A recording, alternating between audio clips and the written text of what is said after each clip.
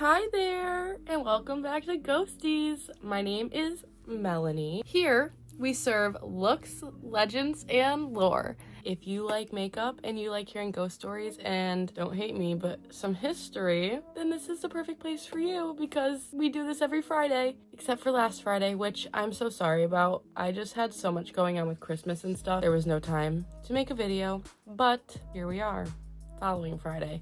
Happy New Year's. It's 2025 by the time I post this, and I'm posting this on my birthday, which means that I'm now 25. That's crazy. But yeah, welcome back to Ghosties. I'm sure you're wondering, Mel, what are we talking about today on this wonderful new year? Well, are we talking about something? And it's a little bit of history. We're gonna get right into this, and yeah. What do you think of when you hear the term witch? A wrinkly old, hunched-over lady, her long, thin, silver hair covering most of her face, but not enough to cover her big pointed nose and her sunken-in cheeks, warts and wrinkles covering every inch of her skin, a broomstick in her hand. Perhaps you think the opposite, a beautiful, breathtaking young woman who seems absolutely perfect, but is hiding something dark underneath the facade. Maybe someone who makes potions and tells your future. Or even a scary presence, like one from a horror movie. Horrid and only coming forward to do you harm. Or, as I do, maybe you think of the Salem Witch Trials that happened in Massachusetts in the 17th century. Imagine yourself in this situation. You are in a place where superstition rules, and fear of the unknown shadowed every village you set foot in, where witches weren't just a scary story, but a true threat, and where a simple accusation could leave a number of people's lives upended and ruined. But what if the greatest enemy wasn't a witch with some type of supernatural abilities? What if it was a neighbor hoping to gain something watching your downfall? Or even another townsfolk who despised you and simply wanted to see you suffer? In this time, all it took were a few whispered rumors and a lot of fear. And suddenly you're on trial for witchcraft, where the possible outcomes are torture and execution. Witch trials weren't about a belief in the dark arts or rituals to summon evil. They were about revenge, power, and ultimately who had the upper hand. If for some reason you were branded a witch, your fate was sealed. Innocent or not. The people who would bring these rumors forward were often fueled by jealousy and hate and masked it as a call to justice. One person's misfortune could mean opportunity for another. That notion was most certainly taken advantage of. One single accusation could change everything if you were seen as condemned. These accusations spread around the world like wildfire. From Salem all the way to Europe, these so-called witch hunts were a very dark and disturbing part of our world's history. But how much of these witch trials were truly about magical beings? How much were about revenge that completely shattered some people's lives in the process? Today, we're gonna find out, unless you've heard of it already. But we're talking about witches. I've been called my fair share of derogatory, demeaning names, and witch has been one, so relatable. That's tea, because it's relatable. I also had to take my ferrets out, because you know how they be at this point, I hope. If not, then how come you haven't subscribed yet? Eyeshadow primer, Wet and Wild, ooh la la. This story is kind of history. I know we just did one. This story is kind of history, kind of a spooky story, but all in all, what happened to the people accused of witchcraft in Salem is the truth. Not necessarily that they were witches, but that they received punishments that at the time were justifiable for witchcraft, which are completely not that. Because like I said, they probably weren't witches. There was a very slim chance that they were witches. We don't know because it happened in 1692. It happened back when the colonies were first being established. And it was chaos. What happened to make these everyday people be accused of witchcraft? What sparked this folklore to become such a huge thing for New Englanders living in Salem at this time? Not only did New England have this witch extermination take place, it happened all over the world. The Pendle Witch Trials, is that how you say it? Yeah.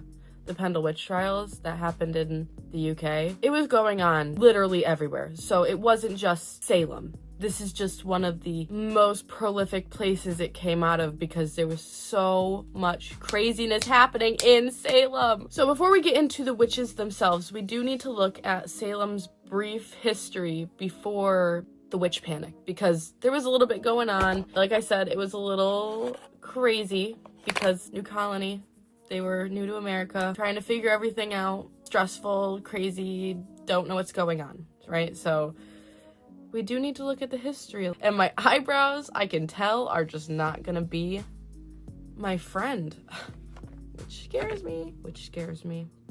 Haha, witch, get it? Witch.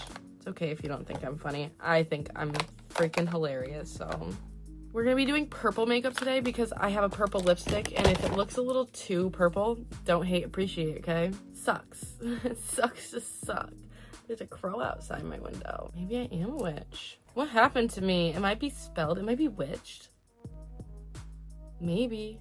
I'd also like to preface the story by saying that some of the wording used is a little bit confusing. For example, these witches who were accused by the afflicted victims, afflicted and, yeah, you know what I mean.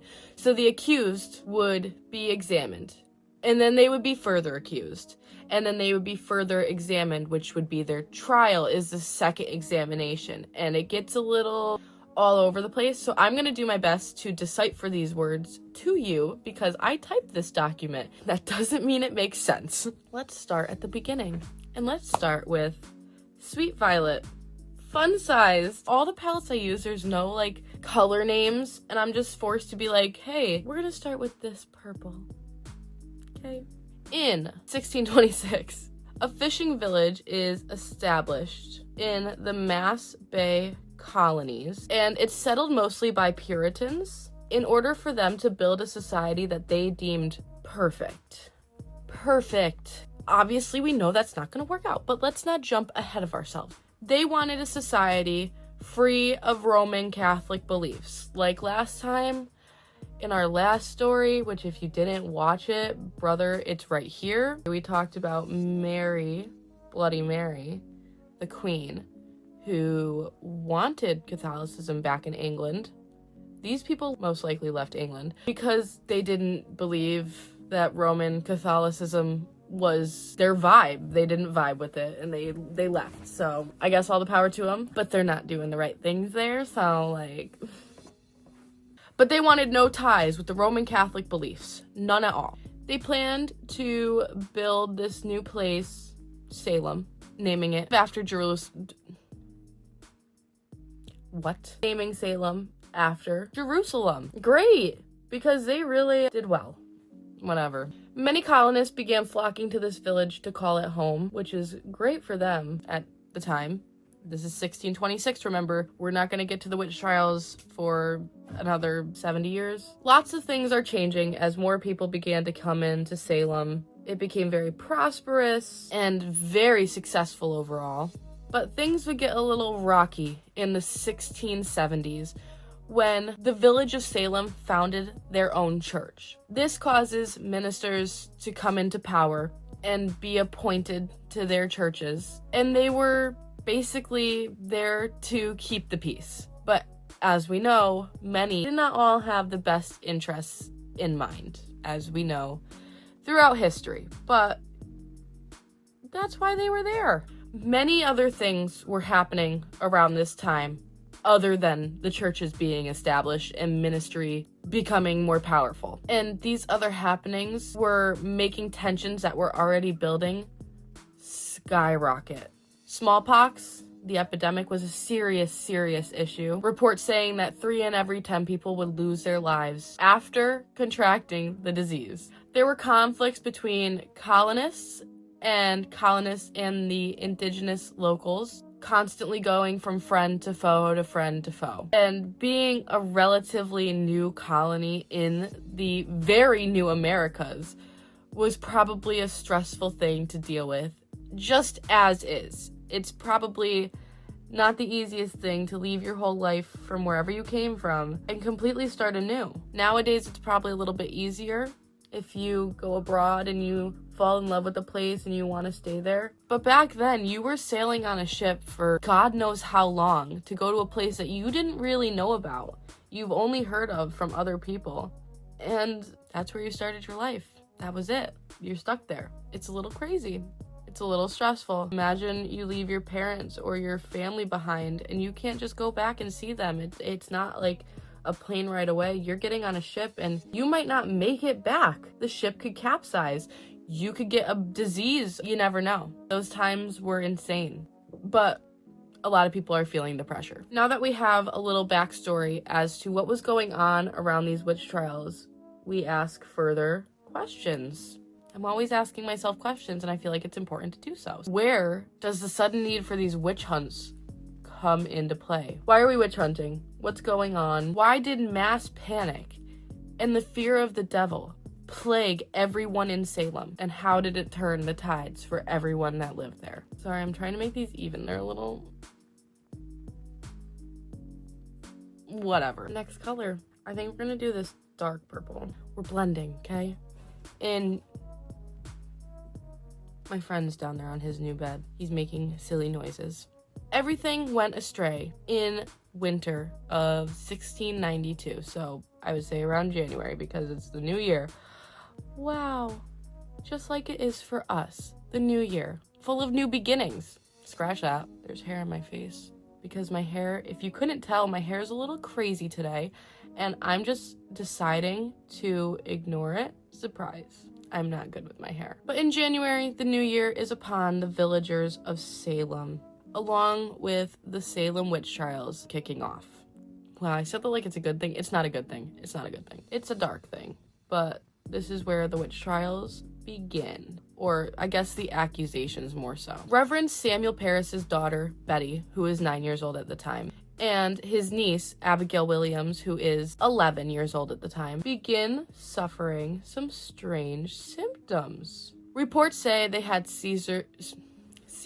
I'm thinking about Caesar salad over here. Reports say that they were having seizures and convulsions and were making strange noises and gestures, but people said the noises sounded like they were speaking in tongues, which, if you didn't know, get back, because that's the devil.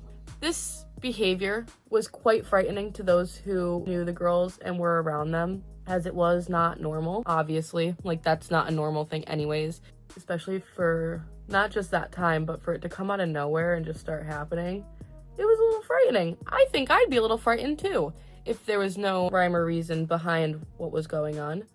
But regardless, by mid-February, as these issues were only seeming to become worse and worse, when even prayer and home remedies stopped helping. I mean, they weren't helping to begin with, but the parents kind of gave up with that because it wasn't doing anything. A doctor is called in. The local physician, who was most likely Dr. Griggs, examines the girls, but he could not make out what was ailing them, what the issue was, and thus deemed the girls under the hands of evil. Thank you, doctor. We appreciate your help. What? Like, what? Basically, they'd been bewitched, and many other people agreed this was the case, okay? I don't even know. If a doctor told me that, I'd be like, thank you. Thank you. I'm gonna go home now, because, like, how is this supposed to help my situation? I don't know. The Reverend Samuel Parris is very unsure how to help his daughter, so he ends up getting in contact with a distant relative and asks this relative, who is Stephen Sewell, names. He asked this distant relative to take in his daughter. So that means she spent the entire witch trials with him and completely isolated. And as time passed, her afflictions and her ailments began to pass as well. And they eventually completely went away. Wow. Little time away from Salem never hurt nobody. Am I right or am I right? I'm blending out with that first color. By the way, I haven't used this shadow in a long time. I like it a lot, actually. I should use it more often. Beautiful. Beautiful. I'm just dreading getting to the eyeliners. While Betty is completely absent from the witch trials, Abigail is not. She had been an orphan her entire life, and most of her early childhood is unknown to us. However, she would become one of the most well-known accusers in all of Salem, and absolutely merciless at that. All right, let's get into the glitter. We're gonna go with this one. Tituba and John Indian. Who are they?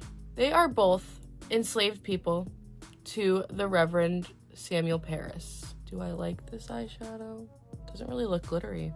I don't like that. So these two people, Tituba and John Indian, who were enslaved people to the Reverend, were asked to make a witch cake. Ever heard of it? No, because it's absolutely disgusting. The Reverend had been told by a neighbor. Neighbors are so helpful in this time. Well, you know, I don't even talk to my neighbors. Maybe a nice smile here and there. But like, if one of them told me to make a witch cake, I'd tell them to go away. Like, I'm not doing that. No, thank you. I have better things to do, like this. A neighbor told him it would combat magic, and upon eating this cake, it will show if someone is affected or bespelled by witchcraft. Wonderful. What a helpful neighbor this one is. We love her for her assistance. Not. How do you make this cake? Well, the ingredients for a witch cake called for rye meal, ashes, which is weird. Behold the phone. Listen to this. The last ingredient is urine from the suspected witch or victim of witchcraft. What? It was tested by being fed to a dog who was familiar with the devil, whatever that means. And if the dog began to possess the same ailments as the affected victim, then it was proven that they were bespelled. Easy as that. Crazy how easy things are for them back then. I'm not feeding urine to my dog. Hate to break it to you. Not happening. Some even say the dog would speak the name of the witch. Okay. Or they could even harm the witch altogether by having the dog eat the cake. I don't know. I don't know. I'm not feeding my dog a urine cake regardless. Bubba, you want to eat a urine cake? He said no way. He's not eating a urine cake. He doesn't want it. And I wouldn't make him eat it either. Because that's insane. Whatever. If, you know what, if it appeased them in that time, whatever. Around the end of February, 2 more young women begin to show signs of the possession by witchcraft. They were Ann Putnam Jr., who was 12 years old at the time, and another very prolific accuser in the Salem Witch Trials, Elizabeth Hubbard, and she was 17. However, these girls begin to report attacks by an apparition. An apparition? They be seeing a ghost. Boo! B, get out the way. All the girls begin to start accusing people of the crime of witchcraft. At this point, there's only 3 accused. Not accusers, accused. Remember, the words get a little all over the place. Accused. These are the accused women. 1, Sarah Good. 2, Sarah Osborne.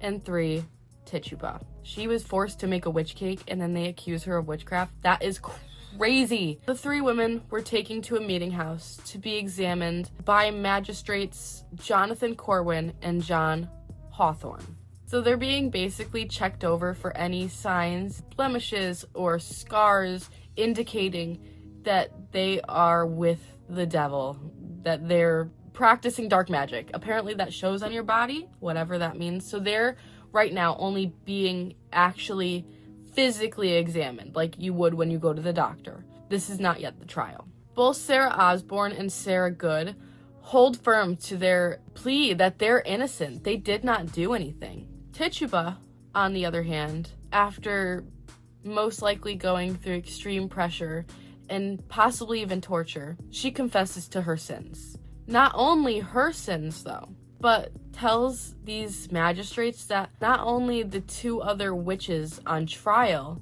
but many others she has been affiliated with in practicing dark magic, damning them all. It's really sad, actually, because she probably didn't have a choice if she was going to plead innocent or guilty. She, like I said, she was enslaved. She didn't have a choice. Also, little side note, at this time, people were waiting for a new charter from England. So this meant there were only pre-trial examinations to conclude if there was enough against the supposed witch to go to trial and be a true trial, if that's what you could even call it, because like I said at the time, it probably wasn't that. Dude, ignore how crazy I look. What is going on? It's not funny. It's not funny. Can you guess what eyeliner I'm using? Look, L'Oreal Paris, because I got a new one and it's crap. It's also very important that we understand who these accused witches were, because it does make a difference. Like, who were these people before they worked for the devil? Because we know that the chances of them really being witches are slim to none. Obviously, we know that Tituba herself had no free will. She could not say if she was innocent or not because she had no rights, which is disgusting, but it's true. That's what it was in that time. She was enslaved, and she was living under the authority of Reverend Paris. Sarah Osborne was seen as a sinner in the eyes of Puritans throughout the village. After her husband's death, she remarried an indentured servant who was also an Irish immigrant, and he'd been living with her for a while now, which meant that they were living together before they got married. No, no, no, no, no. You cannot do that. That is disgusting, gross, foul, whatever. And then, after their marriage, against her husband's written will, she worked at removing her son's inheritance to her and her new husband, which did not make the people of Salem happy campers. They're mad. They're mad! But that's why people didn't like her. Sarah Good, on the other hand, was described as an old hag, that she was wicked and rude. However, her and her family were poor. She was living on the streets, homeless. And yes, she would curse people as they walked past her, ignoring her pleas for help and charity. She was a mother in her 30s, who was most likely struggling to keep her family fed, including her 6-year-old daughter, Dorothy, who obviously she cared for. That's her daughter. So when you look at it that way, you have to understand that she was probably struggling, very much so, and going through a lot. But cursing people was a death sentence. It showed that you were a witch. So it didn't work out in her favor. These 3 women were already looked down upon in society, and they already had a lot against them. Their chances of surviving a witch trial, innocent or not, were very, very slim. Hello? Okay. What? Alright, hang on. What is that? Okay. I hate it. Wow, I hate it even more. I like that I said, wait a minute, like I was gonna do something really cool, and we ended up with this. So in early May, while the 3 witches, because that's just what I'm gonna call them, I know they're not actually witches, just to make the whole wordplay easier, I'm gonna call them witches so we know the difference between the accused and the accuser, because it's a lot. So these witches, while they're being examined, the girls, all besides Ann Putnam Jr., stop feeling the torment of their affliction. It mysteriously vanishes, and they seem to be quite alright. What is that about? Oh no. Alright, we're gonna blend that out with black eyeshadow, because, like, what is going on? I literally could not tell you. I'm gonna work with this. It's not perfect, but you know what? Who is? Not Ann Putnam Jr. It's fine. If my eyeliner would work on both sides, that would make it even more fine. But Anne, as I just said, not perfect. She's still apparently dealing with these ailments for whatever reason.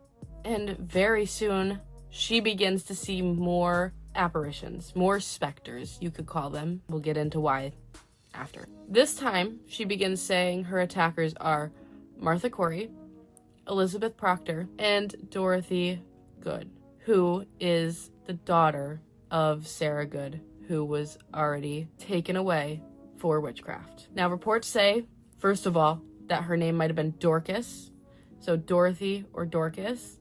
And second of all, reports go back and forth from her being 4 and her being 6. So, grain of salt. I could not figure out what was true. She's young, and obviously her mother is going through some craziness, so we don't know. Let me do this, because I think it's gonna go really bad if I don't really pay attention to what I'm doing. Dude, there's this one fly in my room, and it is driving me insane. If I get to smack it, I'm going to do so, and I'm going to show you. What is the difference? That's redonkulous. This one's curved, and the other side's not, thus making it uneven. One day I'll get good enough at this where I could just do this on camera and not have to, like, pause a million times to do it, but today is not that day.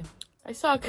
I'm leaving it because I don't know what else to do. Don't look at it right now, okay? Can we just not? Now, as I get back into the story and talk about the people who are likely to be murdered, she's dead. She's dead. And I'm sorry I keep using this palette. I need to get a new one, and I haven't had the time yet. So this is what we're using.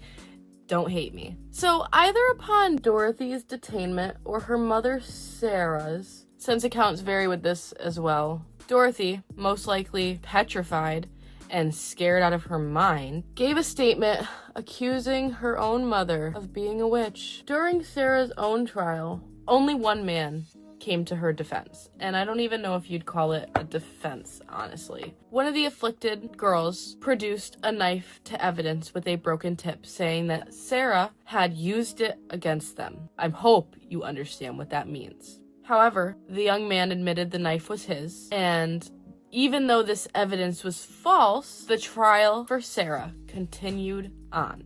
And not only that, she was convicted of witchcraft. Even after false evidence is produced at her trial, she is still convicted of witchcraft. That is crazy. However, the execution process for her was postponed due to the fact that she was pregnant. So she would have to give birth beforehand, and then her execution would take place. Regardless, it didn't matter because neither would survive the imprisonment. Obviously, we already have an idea of what's going to happen to Sarah after she gives birth. However, her unborn baby, after being born, would pass away in prison while her mother waited the noose. The baby did not make it. Who would have freaking thought? Lower waterline. I like when it's smudged. Gives me that aesthetic I'm looking for. I don't know how I feel about this. Am I gonna go in and fix it? No, because if I keep touching it, it's just gonna get worse. Do I want to? Yes, I do. Soon after Ann Putnam Jr.'s last report, she claims to see another apparition. This one is sitting by her grandma's chair. Sorry, Grandma. Alme.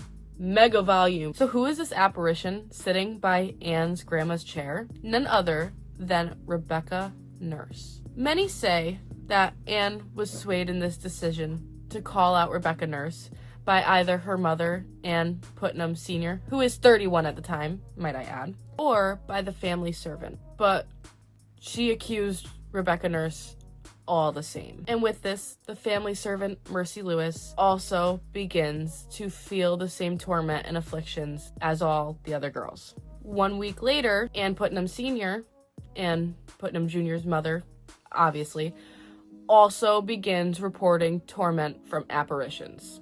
I think this whole family's a little dramatic. I think they have issues. I'll give Anne a break. We'll get to it, but I'll give her a tiny break because I guess she's not the crappiest out of all the accusers. Surprise, surprise. Even though it seems like right now a lot of the accusations are coming from her household. When I do this big full eye makeup, right, you can't see my eyelashes. And I used to not know how to put fake eyelashes on, and it would drive me absolutely crazy. I like having huge eyelashes. Maybe like a little bit up at the top. Can't see them. I can't see them, so you can't see them. So my problem with these ones is that they're just so big. I can't really see what I'm doing after I put them on. Is that a bad thing? No. But I also have these.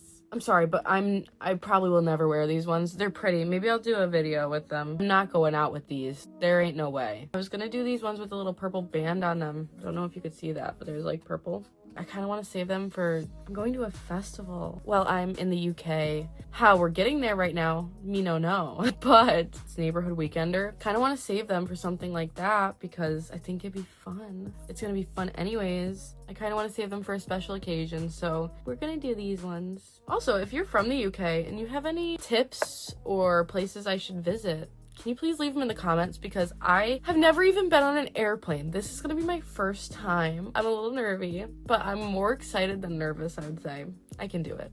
I'm a big girl. I can do it. Let's get back to our story and stop the babbling. On March 21st, 1692, because remember, we're still in 1692. This has only been a couple months. Martha Corey is detained and taken in for examination at Ingersoll's Ordinary and then is held for trial. A few days later, Rebecca Nurse is also examined by the same magistrates that heard Tituba's confession. The only difference is this examination has all the victims present. They are all there. and these victims make sure to show the torment that they've been suffering. Rebecca Nurse insists on her innocence, that she did nothing to do witchcraft. She didn't do witchcraft, which is so understandable. But she had no chance with the show that these girls were putting on, wailing and babbling and crying out in the middle of this examination. The 71-year-old Rebecca is sent to the Salem jail to await her real trial, because this isn't even a trial. This wasn't even a trial. This was a mockery. Pray for me. And I hate them. We're leaving them. I'm not doing it again. It's poking me in the eye. If we could get something glued onto my eyelid, I'm just gonna leave it. I'm not gonna mess with it. I'm just gonna leave it. Like, it's not worth it. But yeah, Rebecca Nurse is put into prison. 71 years old too. 71. They said, yeah, you a witch, lady. You a witch. What'd they say about me? With my cup of crystals right here. It's Avatar The Last Airbender, but these are all my crystals. What would they say? And let me tell you, I haven't gotten any love since this, okay? This doesn't matter. This doesn't matter. What would they say about me? I don't know. I don't know. As spring of 1692 begins to come about, so do more accusations and reports of witchcraft. On April 2nd, Abigail Williams continues to insist that her torment is due to Elizabeth Proctor, a young woman by the name of Mary Warren, who was also present at the examination of Rebecca Nurse, was working for the Proctors. She was, I guess, a servant, something like that. While being examined, Elizabeth's husband, John Proctor, kept an eye on Mary, which seemed to help her in some way as her ailments began to decrease. She even left a letter on the meeting house's door, thanking them for their prayers, because the ailments, obviously, like I said, went away. And John, during this time, vocalized his disbelief in witchcraft. He was very adamant that this was craziness. It was craziness. And guess what, John? I believe you. I'm on your side. But what do you think that means for poor old John? Believe in me. Well, the first one was easy, and it looked good. This one, you can't say the same. The rule is that if it's glued on, I'm not taking it off. But, like, dang it. On April 11th, Elizabeth Proctor and Sarah Cloyce, who was the sister of Rebecca Nurse, were taken to be examined. But things would not go well for the Proctor family as the number of accusers continued to grow and grow. It was becoming a bandwagon thing. You accused your neighbor of witchcraft? Oh, listen to this. My neighbor, she was dancing in the woods, butt naked, and I couldn't believe my eyes. What am I to do? Tell the magistrates? Okay. Hey, magistrates, my neighbor was naked dancing in the woods. Can you believe that? Or, it might not have been my neighbor. It could have been anybody, but I think it was my neighbor. Now, John Indian, who we talked about in the beginning, the other enslaved person under the authority of Reverend Paris, and Tituba's husband, was now apparently afflicted with torments and convulsions as well. I could understand why he was probably saying this, because if not, the chances of him being prosecuted for witchcraft were highly likely. So he probably was doing this so that people wouldn't think he was a witch, like his wife. Not that it's justifiable, but he didn't have much of a say, like I said with Tituba. He was probably doing this to protect himself. Not justifiable, but definitely understandable. The victims began stating that not only is Elizabeth to blame for these violent attacks, but her husband John is to blame as well. With this, John Proctor is taken into custody. Both the Proctors and Sarah Cloyce are held for trial. Remember at the beginning when I said, people's lives were upended? This is a whole family, and not just John Proctor and his wife. They're living in Salem with their family, and their whole life is now upended. It is insane. So is this eyelash that won't stick on my eyeball. I'm pretty sure I used these eyelashes in the Green Lady video, and I said they're nice to an extent because they don't stick on my face. This is what I meant. Baba!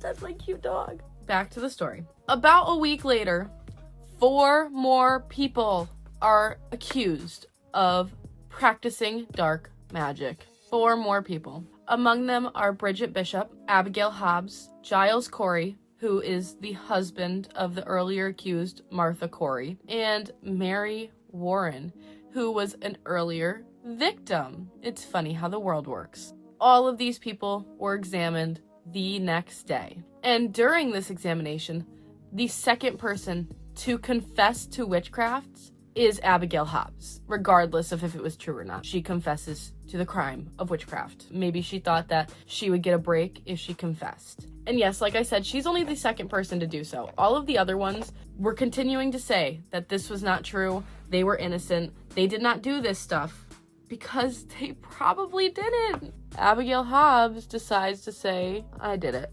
I'm a witch. Maybe she was. Good for her. In the coming weeks, more and more people are being accused of witchcraft and being examined by magistrates, which doesn't sound like a good time.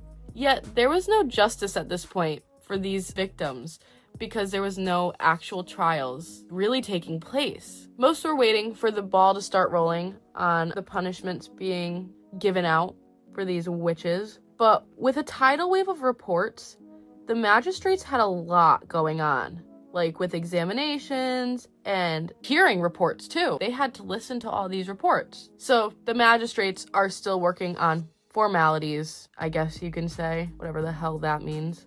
That's the best we're gonna get. Don't hate. Can you tell I'm getting absolutely overstimulated? I'm freaking out. Along with the other accused, the following are a list of people who were also detained for witchcraft in Salem Village. As we get further into the story, however, some of the people we talk about getting their punishments may not be from Salem Village because, like I said, this was happening all over New England at this point, the witch panic. But this is a list of detained people for dark magic in Salem Village. We have Daniel Andrew, Edward Bishop, Sarah Bishop, Mary Black, Sarah Buckley, Mary DeRich, Mary Easty, Philip and Mary English, George Jacobs Jr., Rebecca Jacobs, Benjamin Proctor, Sarah Proctor, William Proctor, John Willard, Mary Withridge, and Sarah Wilds, who, like I said, Sarah Wilds isn't exactly from Salem, but tried nonetheless in Salem Village. It's also important to note that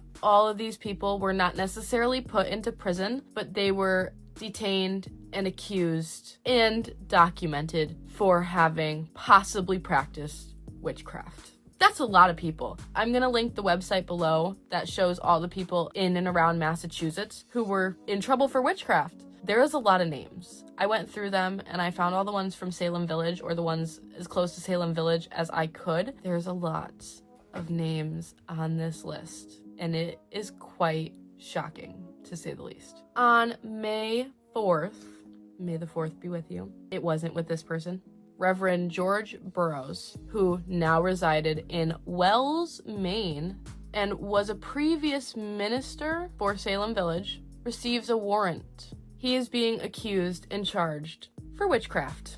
Poor Georgie boy. He moves up to Maine and has to come back to Salem Village. Resting, surprised. Resting, surprised. Black eyeshadow. On May the 10th, the first death of the Salem Witch Trials amongst the chaos happens. But it isn't how you think it goes. It's Sarah Osborne, who has been sitting in prison since early March, and that's where she passes away, in prison, still awaiting her trial, because she still hasn't gotten one. Wow. How awful for Sarah Osborne. She didn't even get to stand up for herself or defend herself. She sat in prison for months and died there. And that was the first death of the Salem Witch Trials. Anticlimactic, for sure. But still sad, because she wasn't a freaking witch. If I'm not concentrated, they're gonna come out looking awful, which is gonna happen anyway. Maybe I'll rage quit. You know what? That one's not bad. I'm not gonna say it. Okay, I'm gonna say it. What the hell? This is the face of a frustrated girl. Do I love them? Absolutely not. We're gonna leave them like this, because honestly, they're not as bad as they usually are, so we're just gonna go with this, and I'm not gonna touch them again. 4 days later, after George Burroughs makes his way back to Salem, on the 14th of May, a new governor and new charter arrive in Salem, brought by Increase Mathers on his return from England. The new appointed governor would be Sir William Phipps. Before this new charter had been brought by Increase Mathers, which is a strange name. It's Very strange. Not the point of this. Salem and the rest of the Bay Colonies had been in sort of a standstill as they awaited this new charter. This now meant that a specific court could be formed in order to take on the witch trials. This was named the Court of Oyer and Terminer. And with the coming of a new court, a lot of the higher notoriety people around this area were quick to come around with advice. Of course, because we all have a say, unless you're a woman or a witch. A minister from Boston by the name Cotton Mather's, Increase Mather's son, told William Phipps that he should base his determination not off the afflicted victim's spectral evidence, which, remember I was saying specter earlier, which is also an apparition of people who are there to harm them. He should not base it off that spectral evidence, but instead the seeings and the judgments of the magistrates. Since it was also spot on, but let's listen to the magistrates. They know what's best. Sure, Mr. Mathers, sure. This one. But yeah, spectral evidence would not be the most damning evidence. It would be, obviously, the magistrates say, which is crazy. Witches, get it? We're gonna listen to these crusty old men, and they're gonna say, oh yeah, she's a witch. And that's that. Okay. Sure thing, Mr. Cotton Mathers. Cotton Mathers is such a weird name. It was a weird time, clearly. So thanks, Cotton, for your advice. Anyways, but with a new court now in service, the trials for witchcraft were officially underway. Several judges are appointed, and as well as an overseer by the name of William Stoughton. The accused witches were forced to stand trial with no help. They were not given a lawyer or anyone to advise them through the trials and defend themselves, which their defense for themselves was pretty slim. They don't know how to defend themselves, and they are having no assistance whatsoever. All the while, the accused victims are sitting in the gallery, screaming and sobbing and babbling, and even forcing convulsions and fits of torment. And this was seen as a form of evidence that the workers of Satan were among these people, and they were sitting right there on the stand. They had two options. The accused could confess and have their life spared. Sometimes they were exiled. It just kind of depended. While anyone who would stick to their innocence would suffer a fate far worse. And as rumors and accusations were thrown around so easily back then, no other townfolk would come forward to speak up for the accused in fear that they'd be on the stand next. I understand that, and I'm sure a lot of their family and their friends probably wanted to speak up for them. They didn't really have a choice, or they'd be next. Contour.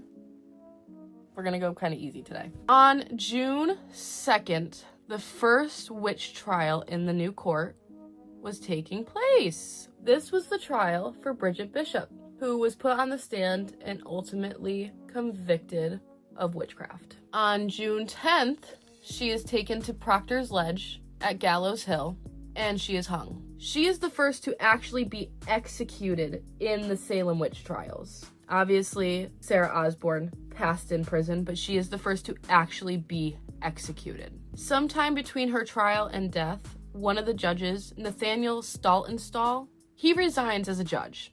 Most likely, this is due to him disagreeing with what was going on in the court, because obviously it was insane, but he resigns as a judge. Honestly, good for you, Nathaniel. At least someone has a brain. Can't say the same for the rest. I need to make my nose look not crazy today. Yeah, my dog's name is Rhaegar after Game of Thrones. You could ask me any Game of Thrones question and I will answer it for you. Literally, probably anything. So, even with more advice to stop relying on spectral evidence, court continues on, because why would we listen? Don't know. Someone's honking their horn. Can you hear that? Are there aliens coming to, take us away? What is that? Rhaegar, do you hear that? Hey! Hey!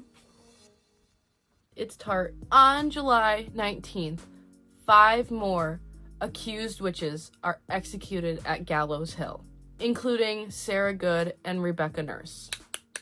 As Sarah herself ascended the gallows, Reverend Nicholas Noyes presses her, "Save your soul, confess to witchcraft before you're put to death." She tells him, and I quote, "You're a liar. I am no more witch than you are a wizard.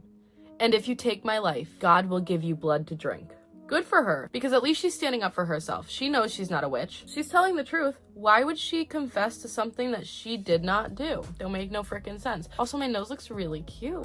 We dig it. I dig it. You don't have to dig. I dig. Blush. Done. I wonder if Reverend Noyes had blood to drink. A month later, on August 19th, another 5 witches were taken to the gallows to be hung, along with John Proctor and George Burroughs, who was the previous minister who had moved to Wells, Maine. The latter even recited the Lord's Prayer, which apparently in that time it was said that witches were not able to do so. So this raised eyebrows and led some onlookers to disagree in awe with his execution, since he did recite the Lord's Prayer word for word. However, the higher-ups did not care. He was still executed. One of those being Cotton Mathers. None of them would listen to anything in regards to the wrongful death of Burroughs. They didn't want to hear it. It already happened. It's too late. I mean, it was too late, but they didn't want to hear it.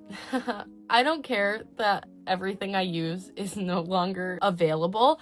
I will never stop using this. Sorry, I'm sorry. This one looks more purple to me. Am I crazy? Yeah, don't answer that. I think I'm gonna go with Blue Moon. Another month later, on September 19th, the 71-year-old Giles Corey was brought to an open field around Salem, not too far from the jail. This is after he refused to acknowledge the court's authority, because why would he? It was stupid, but he refused. Another one, good for him. He was laid down and heavy stones placed on his body until he died under the weight of these stones. That is gruesome. Some sources say that he survived 2 whole days underneath these heavy stones until his body finally gave out. This was the first and only time this specific method of torture and execution was performed in the American colonies. However, this is how Giles died, gruesomely.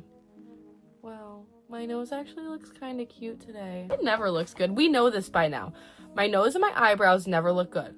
My eyebrows don't look too terrible right now, and my nose looks really cute. Are we gonna ruin it with my lipstick? I sure hope not. Do you like Bro's Christmas sweater? Rhaegar, you can see his sweater a little bit. Look at the little buttons. Oh my god. Show everyone your Christmas sweater. Say it's handsome. We're handsome. A few days after Giles' death, 8 more are brought to the gallows to be hung. Among those is Martha Corey, Giles' wife. These are going to be the final executions of the Salem Witch Trial. Not that anybody knew that yet, but these would be the final executions. Regardless, accusations are still being spread as the trials proceed, because the trials are still taking place, moving all over New England to every town and city. The last Kat Von D lipstick I used, you can't get anymore. Let's hope that this one's still available. The Everlasting Lip Pencil in Sinner, along with the Sinner liquid lipsticks. On October 3rd, Increase Mathers, he denounces the use of spectral evidence altogether, stating the following: "It were better that 10 suspected witches should escape than that 1 innocent should be condemned." So basically saying that 10 people suspected of witchcraft should go free rather than 1 innocent person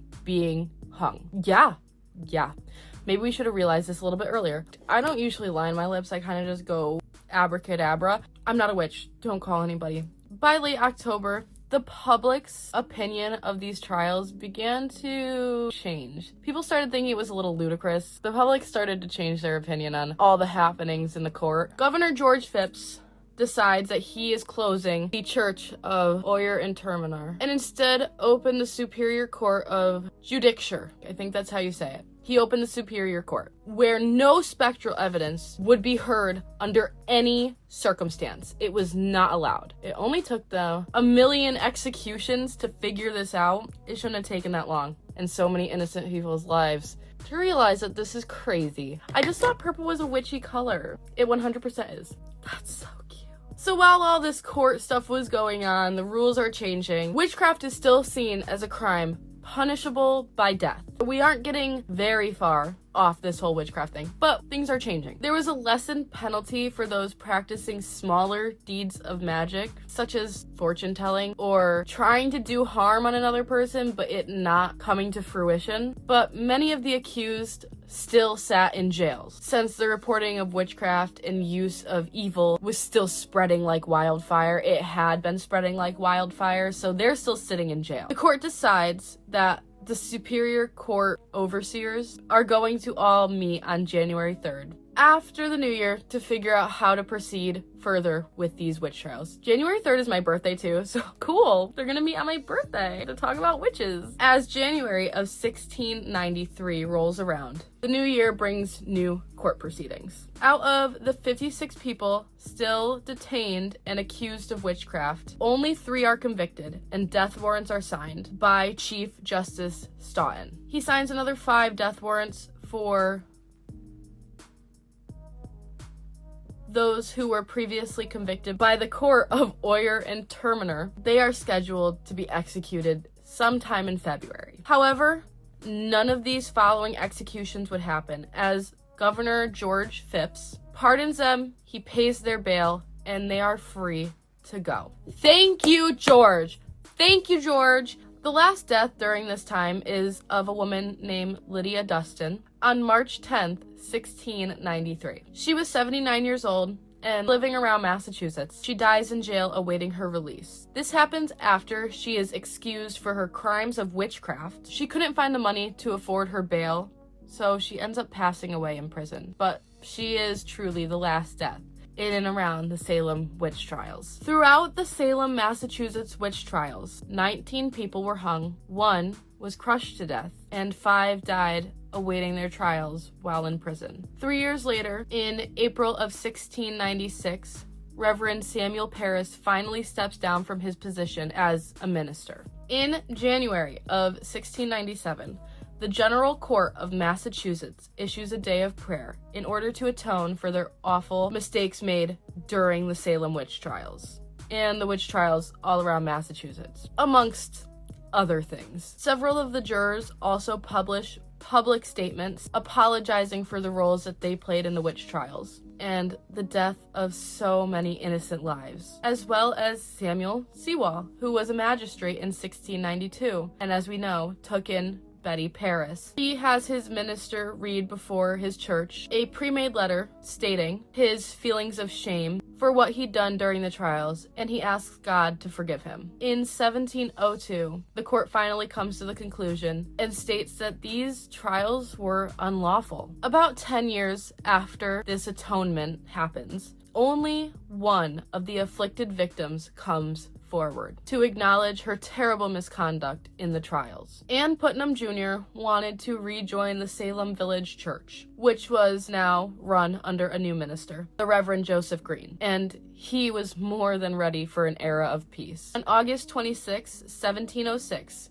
Anne stands in front of her church of peers and God to try to make right of her wrongs. And as I said, she is the only accuser to come forward, apologize, and beg forgiveness. It doesn't change that she ruined the lives of so many people, but at least she came forward. The rest, they never do. Some of them are never even heard from again. In 1711, 22 out of the 33 convicted are absolved.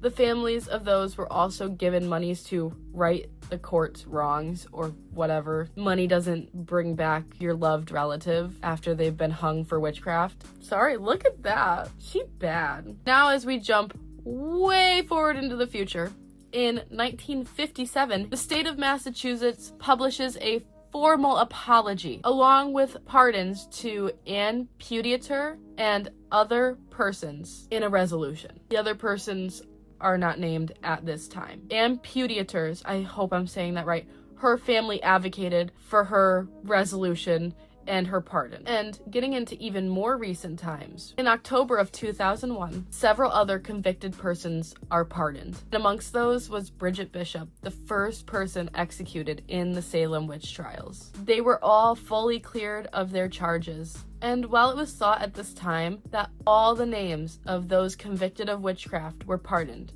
one was missing. In August of 2021, after literal centuries, all the convicted people who suffered the witch hunt and trials were cleared of all their accused crimes. Finally, Elizabeth Johnson Jr. of Andover was pardoned, the last name that was unfortunately missed in 2001, thus finally putting an end to the Salem Witch Trials. As we know, there was no witchcraft at play. It was only accusations and rumors spread for gain or power, or to rid a town of a person they saw out of place. This time frame was a time of worldwide witch hunts and witch panic. It caused entire towns to be thrown into chaos and mayhem. These horrible events were one of the darkest in history. However, this grotesque series of events has brought Salem so much attention. Almost 2 million people a year come to Salem to take a step back into time, with over 1 million only in October. As for the victims who were accusing witches of witchcraft, what could have caused their symptoms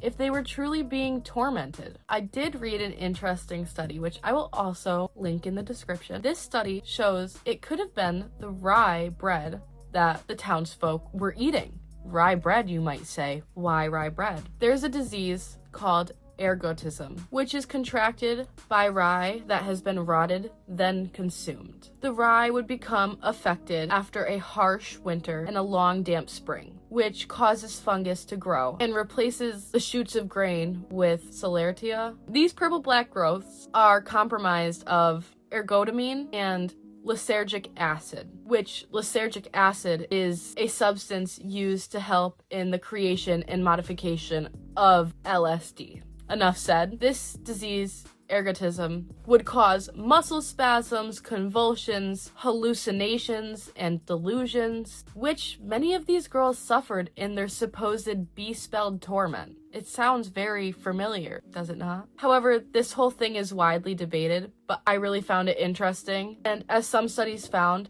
the supply of the rye was most likely contaminated, as 1691 had a harsh winter and a damp spring. It would make sense for the 1692 witch panic. That's just my opinion. I think it sounds pretty reasonable. It's crazy. Witches sound crazy. The thought of being plagued by witchcraft, it sounds crazy. So what's crazier? Eating contaminated rye bread that makes you trip? Or witches? Others say it could have been due to political unrest and societal pressures, as the population was quickly rising in and around Salem. And as I said in the beginning, there was also the smallpox epidemic that was wiping out hundreds of people, causing a stress and upset of its own. The continued conflicts with other colonists and indigenous people, regardless of the reasoning for the Salem Witch Trials, we can only imagine that in a newly found land for the colonists, there was a lot going on. But this does not dismiss the absolutely appalling reality of what happened. It is for sure, however,